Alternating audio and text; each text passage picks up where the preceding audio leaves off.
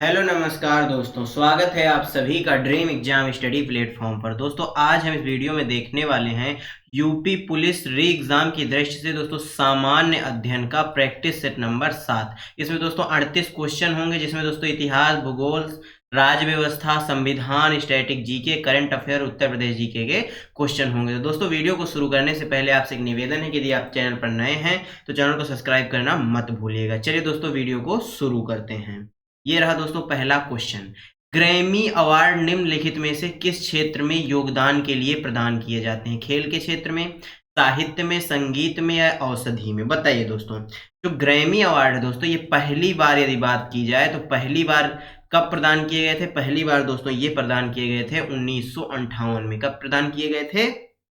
1958 में। दोस्तों इसका जो संबंध है वह संगीत से है। किससे है? संगीत से है। किससे है दोस्तों? संगीत से है। ऑप्शन सी राइट आंसर हो जाएगा। दोस्तों 2024 ग्रैमी अवार्ड, ये दोस्तों इंपॉर्टेंट क्वेश्चन होने वाला है परीक्षा की दृष्टि से। ग्रैमी अवार्ड 2024 है दोस्तों, वह किसको मिला? भारत की तरफ से दोस्तों। भारत की एक शक्ति फ्यूजन बैंड है। कौन सा दोस्तों? एक फ्यूजन बैंड है जिसका नाम है क्या है? शक्ति। शक्ति को किसके लिए मिला दोस्तों? बेस्ट ग्लोबल म्यूजिक एल्बम का अवार्ड मिला ग्रैमी पुरस्कार के अंतर्गत। यह बात भी याद रखिए। खेल के लिए दोस्तों अर्जुन अवार्ड होता है। कौन सा होता है? अर्जुन अवार्ड खेल का एक महत्वपूर्ण अवार्ड है। और दोस्तों हाल ही में यह मोहम्मद शमी को प्राप्त हुआ। किसको प्राप्त हुआ? मोहम्मद शामी को यह अवार्ड प्राप्त हुआ। यह बात भी याद रखिएगा। इस क्वेश्चन का सही आंसर ऑप्शन सी हो गया। क्वेश्चन नंबर 2, निम्नलिखित में से कौन सा कथन सही है? 1947 के बाद बोर्ड का न्यायिक विंग इलाहाबाद में कार्य करता रहा, प्रशासनिक विंग को लखनऊ स्थानांतरित कर दिया गया। 1947 के बाद बोर्ड का प्रशासनिक विंग इलाहाबाद में कार्य करता रहा, न्यायिक विंग को लखनऊ स्थानांतरित कर दिया गया। दोस्तों ये दोनों सेम ऑप्शन हो गए हैं। 1947 के बाद बोर्ड के न्यायिक विंग और प्रशासनिक विंग दोनों के इलाहाबाद में कार्य करते रहे, या 1947 के बाद बोर्ड का न्यायिक विंग और प्रशासनिक विंग दोनों लखनऊ स्थानांतरित कर दिए गए। बताइए इस क्वेश्चन का जो सही आंसर है वह क्या हो जाएगा? दोस्तों इस क्वेश्चन का जो सही आंसर है वह क्या हो जाएगा? ऑप्शन ए हो जाएगा। 1947 के बाद बोर्ड का जो न्यायिक विंग है वह इलाहाबाद में कार्य करता रहा, प्रशासनिक विंग को लखनऊ स्थानांतरित कर दिया गया। ऑप्शन बी में दोस्तों प्रशासनिक विंग इलाहाबाद, यानी उल्टा लिखा हुआ है, यानी ऑप्शन ए क्या हो जाएगा? इस क्वेश्चन का एकदम राइट आंसर हो जाएगा। क्वेश्चन नंबर 3, निम्नलिखित जीवों में से किसकी यौगिक यानी दोस्तों कंपाउंड आंखें होती हैं? ड्रैगन मक्खी की, कबूतर की, या मेढक की, या दोस्तों टूना मछली की? बताइए इस क्वेश्चन का जो सही आंसर है वह क्या हो जाएगा? तो दोस्तों बताइए इस क्वेश्चन का सही आंसर क्या हो जाएगा? जीवों में से किसकी जो यौगिक कंपाउंड होते हैं, यौगिक यानी दोस्तों कंपाउंड आंखें होती हैं, वह होता है ड्रैगन मक्खी। कौन होती है? ड्रैगन मक्खी होती है। यानी ऑप्शन ए क्या हो जाएगा? इस क्वेश्चन का राइट आंसर हो जाएगा। दोस्तों निम्नलिखित में से किसके द्वारा जीवन रक्षा के लिए प्रधानमंत्री का पुलिस पदक प्रदान किया जाता है? गृह मंत्रालय द्वारा, इंटेलिजेंस ब्यूरो द्वारा, या पुलिस अनुसंधान एवं विकास ब्यूरो द्वारा, या दोस्तों द इंडियन पुलिस फाउंडेशन द्वारा? बताइए। जीवन रक्षा के लिए दोस्तों प्रधानमंत्री का पुलिस पदक प्रदान किया जाता है। किसके द्वारा प्रदान किया जाता है? दोस्तों जो यदि बात करें इस पदक की, तो इसकी जो शुरुआत है वो 1958 में की गई। कब की गई?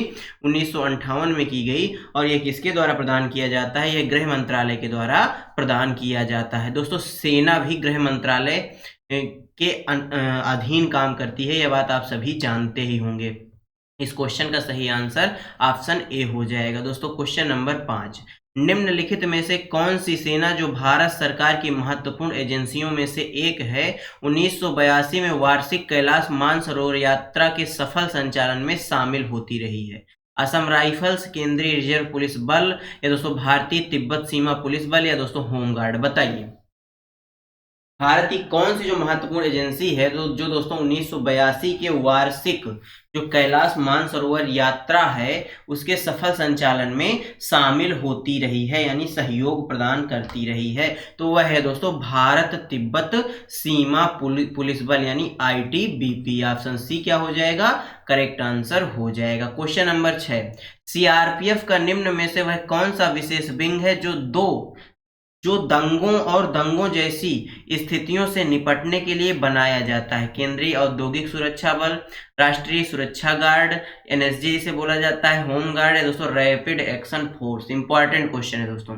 जैसे मान लीजिए कहीं कोई दंगा वगैरह होता है तो कौन सी विंग है सीआरपीएफ की जो उससे निपटने के लिए कारगर साबित होती है और वहां पर जाती है? तो वह है दोस्तों रैपिड एक्शन फोर्स। कौन सी है? रैपिड एक्शन फोर्स है, यानी ऑप्शन डी क्या हो जाएगा? राइट आंसर हो जाएगा। दोस्तों अगले क्वेश्चन की ओर बढ़ते हैं। इसमें दोस्तों एक्सप्लेन जैसा कुछ है नहीं, इसलिए नहीं कर रहे। दोस्तों स्वामी नारायण, कौन दोस्तों? स्वामी नारायण अक्षरधाम का एक हिंदू मंदिर परिषद जो भारत के निम्नलिखित स्थान में से कहाँ स्थित है? पुणे में, बेंगलुरु में, मुंबई में या दिल्ली में? बताइए इस क्वेश्चन का राइट आंसर क्या हो जाएगा?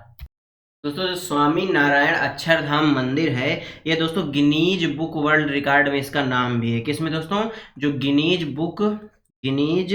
वर्ल्ड रिकॉर्ड जो होता है दोस्तों उसमें इसका नाम है, जिसमें दोस्तों ये 6 नवंबर 2005 को सम्मिलित किया गया है। ये किस लिए है दोस्तों गिनीज बुक में इसका रिकॉर्ड? तो दोस्तों इसका रिकॉर्ड इसलिए है क्योंकि ये विश्व के सबसे बड़े व्यापक हिंदू मंदिर के रूप में जाना जाता है। क्या दोस्तों? विश्व के सबसे बड़े व्यापक हिंदू मंदिर के रूप में जाना जाता है और यह जो है नई दिल्ली में है। कहाँ है दोस्तों? नई दिल्ली में है, यानी ऑप्शन डी इस क्वेश्चन का क्या हो जाएगा? राइट आंसर हो जाएगा। क्वेश्चन नंबर दोस्तों 8, भारत छोड़ो आंदोलन 1942 झारखंड में किस नेता के नेतृत्व में लड़ा गया था? जयपाल सिंह के, चूनाराम महतो के, रामनाथ सोरेन के, दोस्तों राम भगत के? बताइए जो भारत छोड़ो आंदोलन है 1942 में जिसकी शुरुआत होती है, झारखंड में किस नेता के नेतृत्व में यह लड़ा गया था? इंपॉर्टेंट क्वेश्चन है दोस्तों आपकी परीक्षा की दृष्टि से। बताइए इसका सही आंसर। दोस्तों यदि आपसे पूछ ले कि जो भारत छोड़ो आंदोलन है इसके मुख्य नेतृत्वकर्ता कौन थे, तो दोस्तों इसके मुख्य नेतृत्वकर्ता गांधी जी माने जाते हैं। कौन माने जाते हैं? गांधी जी माने जाते हैं। दोस्तों इसको वर्धा प्रस्ताव भी कहा जाता है। क्या कहा जाता है? वर्धा प्रस्ताव भी कहा जाता है। दोस्तों जो भारत छोड़ो आंदोलन है इसके प्रस्ताव पर जो अखिल भारतीय कांग्रेस की जो कमेटी है उसकी बैठक ने 8 अगस्त 1942 को क्या किया था? बॉम्बे में इसकी बैठक हुई थी। भारतीय राष्ट्रीय कांग्रेस की अखिल भारतीय जो राष्ट्रीय कांग्रेस कमेटी है उसकी बैठक हुई थी। कहाँ हुई थी?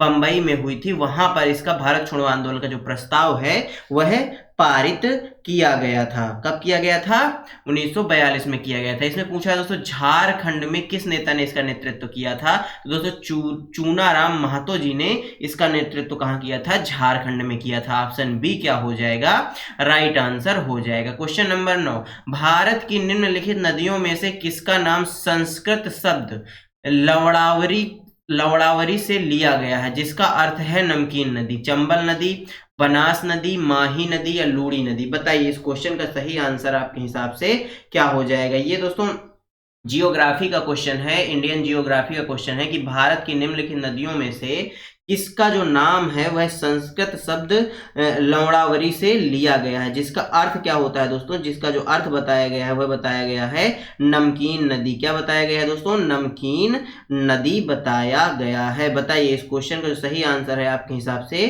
क्या होने वाला है? तो दोस्तों इस क्वेश्चन का जो सही आंसर है वह कौन सा हो जाएगा? वह ऑप्शन डी हो जाएगा। जो लूड़ी नदी है इसको संस्कृत शब्द लवड़ावरी से लिया गया है। ऑप्शन डी क्या हो गया? राइट आंसर हो गया। दोस्तों क्वेश्चन नंबर 10, निम्नलिखित में से कौन सा पर्वत दर्रा भारत के उत्तराखंड राज्य में स्थित है? बताइए दोस्तों निम्नलिखित में से कौन सा जो पर्वतों के बीच जो दर्रा है यानी जो पासेस हैं वह भारत के उत्तराखंड राज्य में स्थित है? इंपॉर्टेंट क्वेश्चन है दोस्तों। बताइए क्या हो जाएगा इसका सही आंसर?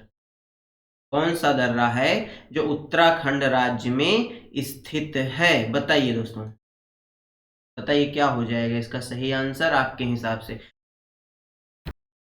दोस्तों इस क्वेश्चन का जो सही आंसर है वह ऑप्शन बी हो जाएगा। जो लिपू लेक दर्रा है इसका संबंध उत्तराखंड से है। उत्तराखंड के दोस्तों कुछ महत्वपूर्ण दर्रे और हैं जैसे माणा दर्रा हो गया। कौन सा? माना दर्रा या माणा दर्रा हो गया। एक है दोस्तों नीति दर्रा, आपने पढ़ा होगा, नीति दर्रा हो गया, यह भी उत्तराखंड में स्थित है। दोस्तों जो कोंगका दर्रा है यह कहाँ स्थित है? यह लद्दाख में है। कहाँ है दोस्तों? लद्दाख में स्थित है। बात करें खारदोंग दर्रे की तो दोस्तों ये हिमालय की पहाड़ी में है। कहाँ है? हिमालय का जो पहाड़ है वहां पर स्थित है। और लनक दर्रा यह भी कहाँ है? लद्दाख में है। कहाँ दोस्तों? लद्दाख में है। इस क्वेश्चन का सही आंसर ऑप्शन बी हो जाएगा। दोस्तों क्वेश्चन नंबर 11, निम्नलिखित में से कौन सा लॉन्च वाहन मिशन चंद्रयान 2 में उपयोग किया गया था? दोस्तों ये चंद्रयान 2 का सवाल है, इसका आंसर बताइए। हम आपको चंद्रयान 3 के संबंध में कुछ महत्वपूर्ण जानकारियां दे देते हैं। जो दोस्तों 17 और 18 फरवरी को एग्जाम हुआ था उसमें दोस्तों चंद्रयान से क्वेश्चन पूछे गए थे। आपने पेपर दिया है, आपने देखा होगा इस बात को। दोस्तों चंद्रयान 3 की यदि बात करें तो इसको 14 जुलाई को लॉन्च किया गया था। कब किया गया था? 14 जुलाई 2023 को इसको लॉन्च किया गया था। और किस व्हीकल से लॉन्च किया गया था अगर इसकी बात करें तो दोस्तों इसको लॉन्च कहे से किया गया था? तो इसका जो रॉकेट था वह था LBM 3। कौन सा था? LBM 3 था। और दोस्तों यह जो है अंतरिक्ष में वहां चंद्रमा पर पहुंचा कब? तो दोस्तों 5 अगस्त को पहुंचा। कब पहुंचा? 5 अगस्त 2023 को पहुंचा। और दोस्तों इसको यदि बात करें तो कहां से लॉन्च किया गया था? तो श्रीहरिकोटा। कहां से दोस्तों? श्रीहरिकोटा जो लॉन्चिंग स्टेशन है वहां से किया गया था। लॉन्चिंग स्टेशन सतीश धवन अंतरिक्ष केंद्र इसको बोला जाता है, वहां से किया गया था। और दोस्तों इसको श्रीहरिकोटा यह कहां है? तो यदि बात यह पूछ ले कि कहां है तो आंध्र प्रदेश में है। कहां है दोस्तों? आंध्र प्रदेश में है। यह बात भी आप याद रखेंगे। दोस्तों चंद्रमा का जहां पर जो हमारा लैंडर विक्रम था वह जहां पर दोस्तों लैंड हुआ उस स्थान को शिव शक्ति पॉइंट नाम दिया गया। क्या नाम दिया गया? शिव शक्ति पॉइंट उस स्थान को नाम दिया गया। और जहां पर दोस्तों हमारा चंद्रयान 2 का जो लैंडर था वह क्रैश हुआ था उसको तिरंगा पॉइंट नाम दिया गया। क्या नाम दिया गया? तिरंगा पॉइंट नाम दिया गया। यह बातें भी आप याद रखेंगे। और दोस्तों जो चंद्रयान 2 है इसका जो सही आंसर है क्वेश्चन का वह ऑप्शन ए हो जाएगा। GSLV-M के 3 से चंद्रयान 2 को क्या किया गया था? लॉन्च किया गया था। दोस्तों क्वेश्चन नंबर 12 की ओर बढ़ते हैं। निम्नलिखित में से किस देश ने दुनिया का प्रथम तैरता हुआ परमाणु संयंत्र बनाया? भारत ने, चीन ने, अमेरिका ने या दोस्तों रूस ने? बताइए दुनिया का प्रथम तैरता हुआ परमाणु संयंत्र किसने बनाया? तो दोस्तों दुनिया का जो प्रथम तैरता हुआ परमाणु संयंत्र है उसको बनाने वाला रूस था। कौन था दोस्तों? रूस था। ऑप्शन डी क्या हो जाएगा इस क्वेश्चन का? राइट आंसर हो जाएगा। दोस्तों रूस का जो पुराना नाम था वह USSR था, यानी सोवियत संघ था। क्या था दोस्तों? सोवियत संघ था। यह बात भी आप याद रखिएगा। दोस्तों क्वेश्चन नंबर 13, सर्दियों के दौरान बर्फ में नमक डालने से बर्फ पिघलने लगती है। क्यों पिघलने लगती है दोस्तों? बर्फ की सतह पर पानी के हिमांक बिंदु को बढ़ाता है, बर्फ के गहरे अंदर मौजूद पानी के हिमांक बिंदु को कम करता है, या बर्फ की सतह पर पानी के हिमांक बिंदु को कम करता है? दोस्तों ऊष्मा उत्पन्न करने वाले पानी के अणुओं की गतिज ऊर्जा को बढ़ाता है। बताइए सर्दियों के दौरान जो बर्फ में नमक डालने से बर्फ पिघलने लगती है, ऐसा क्यों होता है? नमक क्या कार्य करता है? दोस्तों नमक क्या कार्य करता है? बर्फ की सतह पर पानी के हिमांक बिंदु को कम कर देता है, यानी ऑप्शन सी क्या हो जाएगा? राइट आंसर हो जाएगा। क्वेश्चन नंबर 14, कपास प्रौद्योगिकी पर अनुसंधान के लिए केंद्रीय संस्थान कहाँ स्थित है? मुंबई में, नागपुर में, दिल्ली में या दोस्तों जयपुर में? दोस्तों कपास के अनुसंधान के लिए जो केंद्र है यानी जो केंद्रीय संस्थान है वह कहाँ स्थित है? तो दोस्तों वह मुंबई में स्थित है। मुंबई में उसका हेडक्वार्टर है। यह बात याद रखिएगा। दोस्तों SBI का हेडक्वार्टर भी मुंबई में है। कहाँ है? मुंबई में है। SBI का दोस्तों पुराने नाम की बात करें तो इसका पुराना नाम इंपीरियल बैंक था। क्या था दोस्तों? इंपीरियल बैंक था। यह बात भी याद रखिएगा। क्वेश्चन नंबर 15, निम्नलिखित कथनों को पढ़ें और सही विकल्प को चुनें। चोल वंश एक तमिल राजवंश था जिसने 13वीं शताब्दी तक मुख्य रूप से दक्षिण भारत में शासन किया। यह चोल वंश समृद्ध गंगा नदी घाटी में उत्पन्न हुआ था। बताइए दोस्तों चोल वंश के संबंध में कौन सा कथन है जो सही है? दोस्तों ये यूपी पुलिस द्वारा पूछा गया क्वेश्चन है, ये बात याद रखिएगा। ये फॉरेस्ट गार्ड में आया हुआ क्वेश्चन है, इंपॉर्टेंट है क्वेश्चन दोस्तों। तो दोस्तों इस क्वेश्चन का सही आंसर ऑप्शन बी हो जाएगा। एक सही है परंतु बी दूसरा क्या है वह गलत है, यानी ऑप्शन बी क्या हो गया? करेक्ट आंसर हो गया। क्वेश्चन नंबर 16, निम्नलिखित में से कौन भारत के प्रधानमंत्री की नियुक्ति करता है? भारत के राष्ट्रपति, भारत के मुख्य चुनाव आयुक्त, भारत के नियंत्रक और महालेखा परीक्षक या भारत के मुख्य न्यायाधीश? बताइए प्रधानमंत्री जी की जो नियुक्ति है वह कौन करता है? भारत के राष्ट्रपति करते हैं या भारत के मुख्य चुनाव आयुक्त करते हैं या दोस्तों भारत के नियंत्रक और महालेखा परीक्षक करते हैं?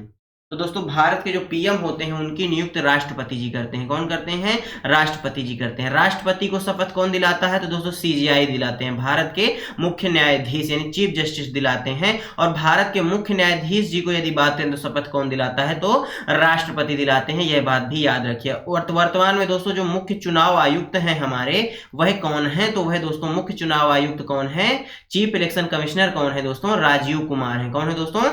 राजीव कुमार हैं। यह बात भी आप याद रखिएगा। दोस्तों क्वेश्चन नंबर 17, राष्ट्रीय मानवाधिकार आयोग NHRC में कितने सदस्य होते हैं? 2 सदस्य होते हैं, 4, 8 या 9? बताइए। जो राष्ट्रीय मानवाधिकार आयोग है इसमें सदस्यों की संख्या कितनी होती है? बताइए दोस्तों, बताइए क्या हो जाएगा इस क्वेश्चन का सही आंसर। बात करें दोस्तों यदि भारतीय राष्ट्रीय मानवाधिकार आयोग की, तो दोस्तों यह एक वैधानिक निकाय है। कैसा निकाय है? वैधानिक निकाय है। ये बात भी याद रखिए क्योंकि इससे क्वेश्चन पूछ लेता है। यह कैसा निकाय है दोस्तों? एक वैधानिक निकाय है। और दोस्तों इसके बारे में यदि और बात करें तो दोस्तों इसकी जो स्थापना है वह कब की गई थी? 12 अक्टूबर 1993 को की गई थी। यह दोस्तों यह आयोग देश में मानवाधिकार की रक्षा करने का कार्य करता है। ये बात भी आप लोग याद रखेंगे। इसके सदस्यों की यदि हम बात कर लें तो इस क्वेश्चन का जो सही आंसर है दोस्तों वह हो जाएगा ऑप्शन डी। इसमें 9 सदस्य होते हैं। कितने सदस्य होते हैं? कुल मिलाकर 9 सदस्य होते हैं, जिसमें से एक क्या होते हैं? अध्यक्ष होते हैं। वर्तमान में दोस्तों जो मानवाधिकार राष्ट्रीय मानवाधिकार आयोग है इसके अध्यक्ष कौन है? आइए ये भी जान लेते हैं।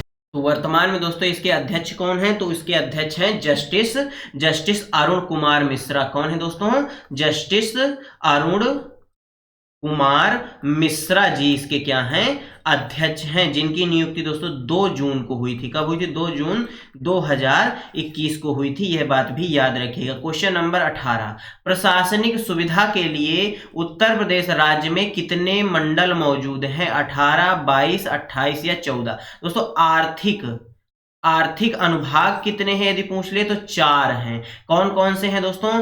पूर्वी यूपी, पश्चिमी यूपी और दोस्तों मध्य यूपी और दोस्तों एक है बुंदेलखंड।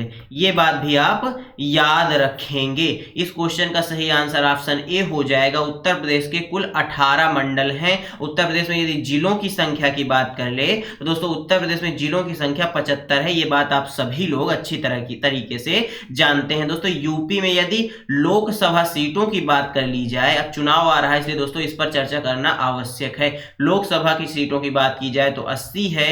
वहीं यदि विधानसभा की सीटों की बात की जाए तो 403 है। और दोस्तों वर्तमान में किस पार्टी की सरकार है? तो भारतीय जनता पार्टी की यूपी में सरकार है। यह बात आप सभी जानते हैं। और हमारे सीएम कौन है? तो माननीय योगी आदित्यनाथ जी हैं। कौन है? माननीय योगी आदित्यनाथ जी हैं। दोस्तों राज्यसभा सीटों की यदि बात करें तो उत्तर प्रदेश में कुल 31 राज्यसभा सीटें हैं। यह बात भी याद रखिएगा। इस क्वेश्चन का सही आंसर ऑप्शन ए हो जाएगा। क्वेश्चन नंबर 19, चीनी मुद्रा को क्या कहा जाता है? डॉलर, रुपया, रेवेन्यू या पाउंड? बताइए।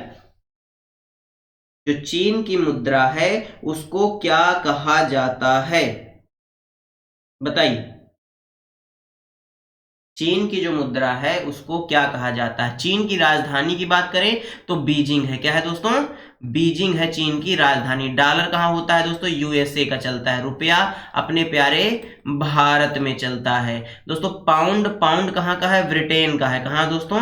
ब्रिटेन की क्या है? आधिकारिक एक मुद्रा है। जबकि रेवेन्यू की बात करें तो यह चाइना की है। और हमारे क्वेश्चन का सही आंसर भी ऑप्शन सी हो जाएगा। क्वेश्चन नंबर 20, कौन सा रसायन आतिशबाजी प्रदर्शित करते समय हरे रंग के लिए जिम्मेदार है? Strontium carbonate, sodium nitrate, barium chloride या कॉपर क्लोराइड? बताइए। कौन सा ऐसा रसायन है जो आतिशबाजी प्रदर्शित करते समय हरे रंग के लिए जिम्मेदार है? तो दोस्तों कौन जिम्मेदार है? वेरियम क्लोराइड। कौन सा जिम्मेदार है? वेरियम क्लोराइड। यानी ऑप्शन सी क्या हो जाएगा? राइट आंसर हो जाएगा। क्वेश्चन नंबर 21, निम्नलिखित में से कौन सा शब्द अनचाहे ईमेल से संबंधित है? स्पैम, बैकबोन, न्यूज ग्रुप या दोस्तों अपडेट्स। बताइए। जो अनचाहे यानी जो दोस्तों ईमेल आप नहीं चाहते वह ईमेल आपके पास आती है तो दोस्तों आप उसको स्पैम कहेंगे। क्या कहेंगे? स्पैम कहेंगे। यानी ऑप्शन ए क्या हो जाएगा? एकदम राइट आंसर हो जाएगा। दोस्तों क्वेश्चन नंबर 22, 2010 के दौरान लागू हुई नवीनतम कोर अंतरराष्ट्रीय मानवाधिकार संधि निम्नलिखित में से कौन सी है? विकलांग यानी दिव्यांग व्यक्तियों के अधिकारों पर समिति, एनफोर्ड डिसएम्पेरियंस पर समिति या प्रवासी श्रमिकों पर समिति या महिलाओं के विरुद्ध भेदभाव के उन्मूलन पर समिति। बताइए। जो 2010 के दौरान दोस्तों जो नवीनतम कोर अंतरराष्ट्रीय मानवाधिकार संधि हुई थी वह किससे संबंधित है? इंपॉर्टेंट क्वेश्चन है दोस्तों और अच्छे लेवल का क्वेश्चन है। कैसा क्वेश्चन है? अच्छे लेवल का क्वेश्चन है। बताइए इस क्वेश्चन का सही आंसर क्या हो जाएगा? बताइए इसका संबंध किससे है? बताइए दोस्तों। तो दोस्तों इस क्वेश्चन का जो राइट आंसर है वह क्या हो जाएगा? ऑप्शन बी हो जाएगा, एनफोर्ड डिसएम्पेरियंस समिति पर समिति। यानी ऑप्शन बी करेक्ट आंसर हो जाएगा। क्वेश्चन नंबर 23, आर्मेनिया की मुद्रा क्या है? दोस्तों आर्मेनिया की आपको मुद्रा बतानी है। इंपॉर्टेंट क्वेश्चन यह भी है दोस्तों, आपके पास पर्याप्त समय है। बताइए आर्मेनिया की मुद्रा कौन सी है? आर्मेनिया की मुद्रा कौन सी है? बताइए दोस्तों। हम आर्मेनिया की आपको क्या बता देते हैं? राजधानी बता देते हैं। एरेवान क्या है? आर्मेनिया की राजधानी है। और जो दोस्तों यहाँ की मुद्रा है उसका क्या नाम है? उसका नाम है द्राम। क्या दोस्तों? उसका नाम है द्राम या दोस्तों दिरहम भी। दिरहम नहीं है यहाँ की मुद्रा क्या है? आर्मेनिया की मुद्रा क्या है? द्राम है। यह बात याद रखिएगा। ग्राम कहाँ की मुद्रा है? यह बात बताइए दोस्तों। ग्राम जो है यह कहाँ की मुद्रा है? ग्राम कहाँ की मुद्रा है?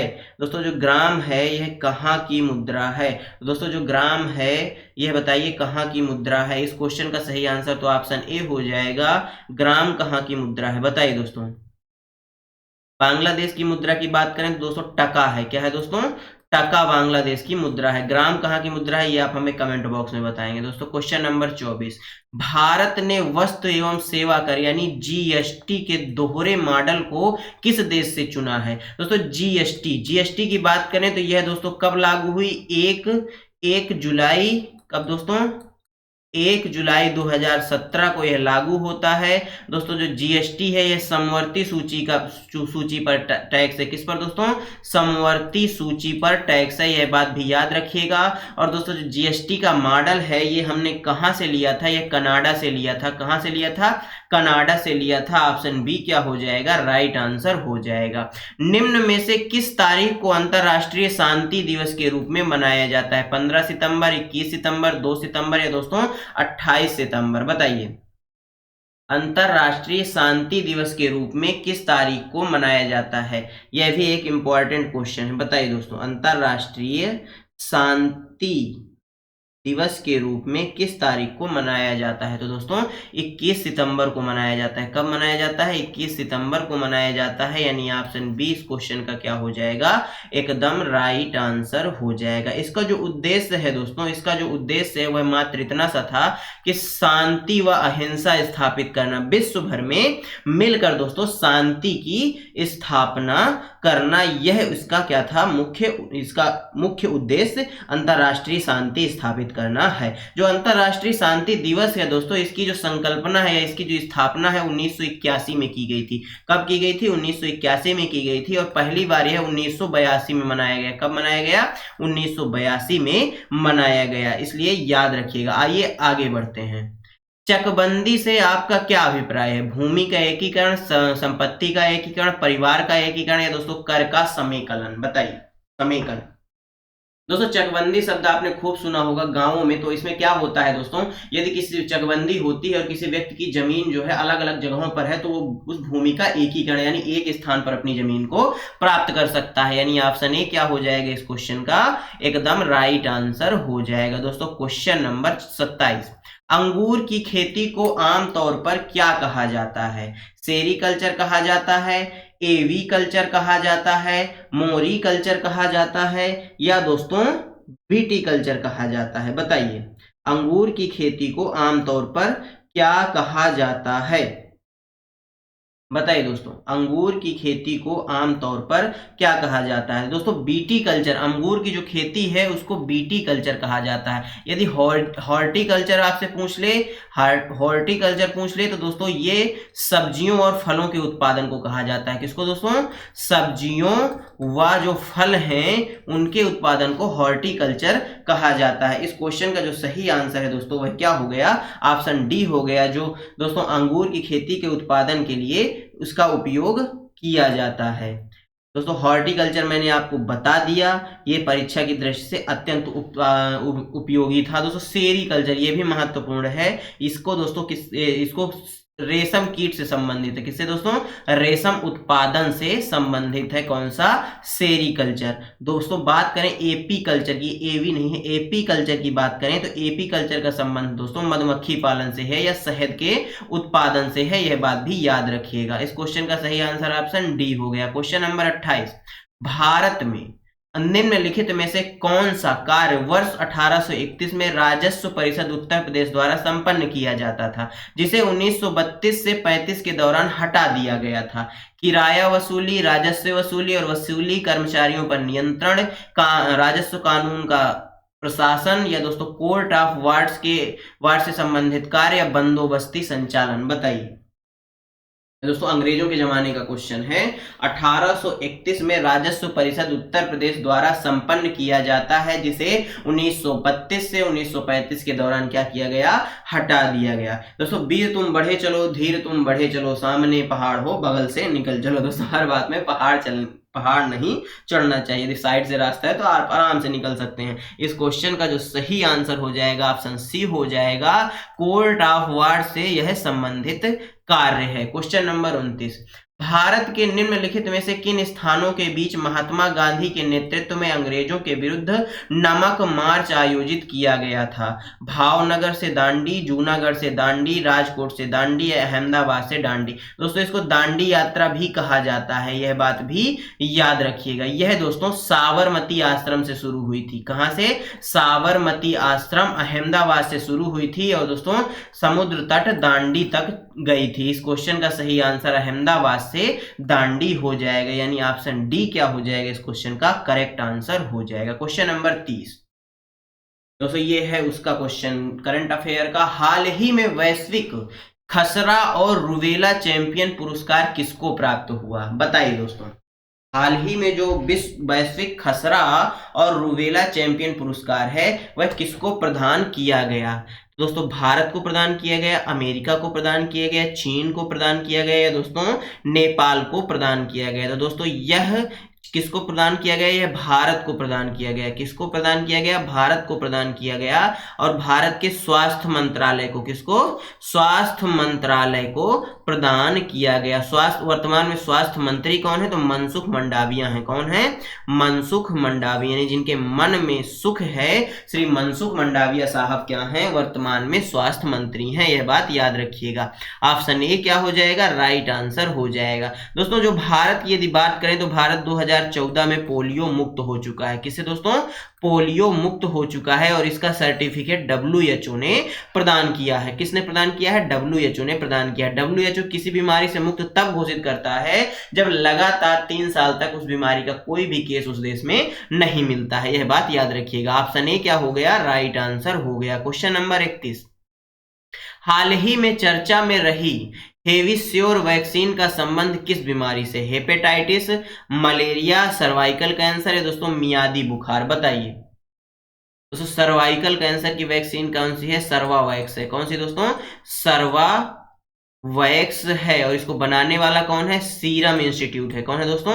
सीरम जो इंस्टीट्यूट है पुणे वाला, उसने बनाया है। और जो हेवियोर वैक्सीन है, इसका संबंध हेपेटाइटिस ए से है। किससे? हेपेटाइटिस ए से, यानी ऑप्शन ए राइट आंसर हो जाएगा। क्वेश्चन नंबर 32, मिस वर्ल्ड 2024 का खिताब जीतने वाली क्रिस्टीना पिस्कोवा का संबंध किस देश से है? भारत से है, चेक रिपब्लिक से है, उत्तर कोरिया से है, दक्षिण कोरिया से है? बताइए दोस्तों। मिस वर्ल्ड 2024 का खिताब जीतने वाली कौन है? क्रिस्टीना पिस्कोवा है। यह बात आप याद रखिएगा। इनका जो संबंध है वह किस देश से है? तो इनका संबंध चेक रिपब्लिक से है। किससे है दोस्तों? चेक रिपब्लिक से है, या चेक गणराज्य से है। ऑप्शन बी राइट आंसर हो जाएगा। क्वेश्चन नंबर 33, संतोष ट्रॉफी 2024 की विजेता टीम कौन सी है? संतोष ट्रॉफी का संबंध दोस्तों फुटबॉल से है। किससे है दोस्तों? फुटबॉल से है। यह बात याद रखिएगा। इसकी विजेता सेना रही, गोवा रहा, रेलवे रहा, या हरियाणा रहा? दोस्तों गोवा क्या रहा? इसका उप विजेता रहा। क्या रहा?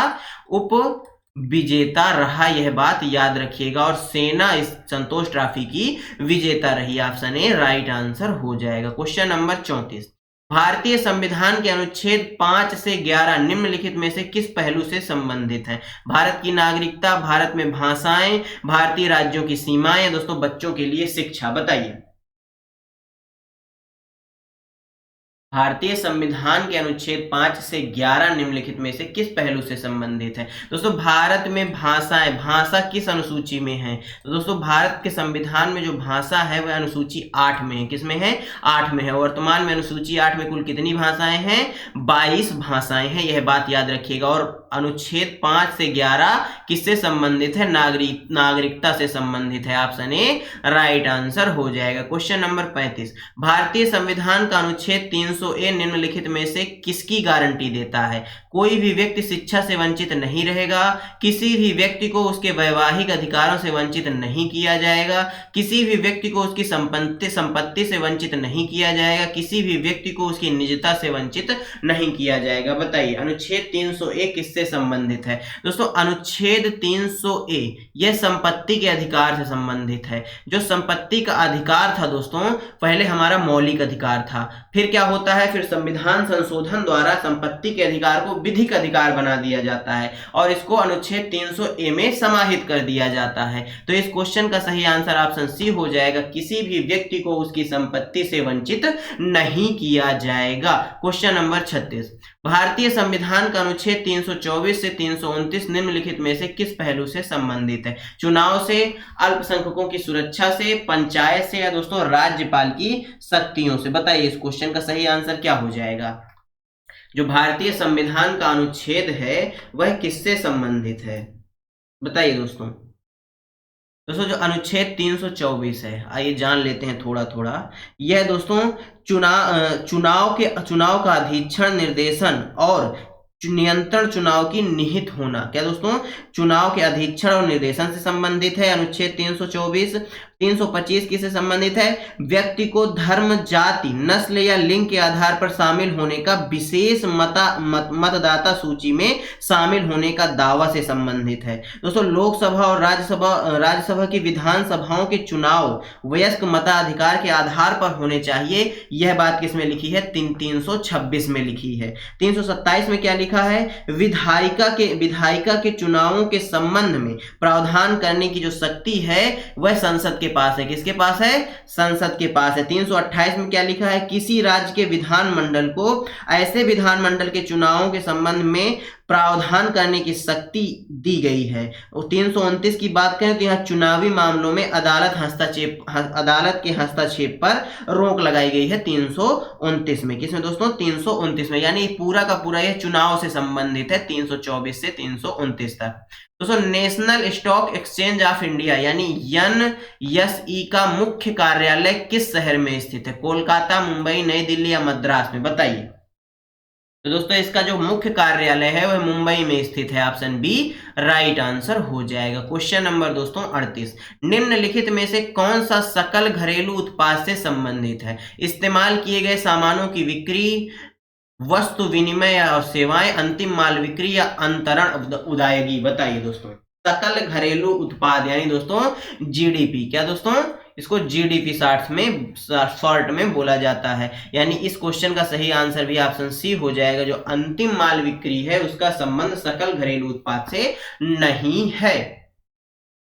दोस्तों धन्यवाद आप सभी का हमारे साथ बने रहने के लिए। दोस्तों आज का यह वीडियो आपको कैसा लगा कमेंट बॉक्स में जरूर बताइएगा। वीडियो अच्छा लगा हो वीडियो को लाइक कर दीजिएगा, अपने दोस्तों के साथ भी शेयर करिएगा।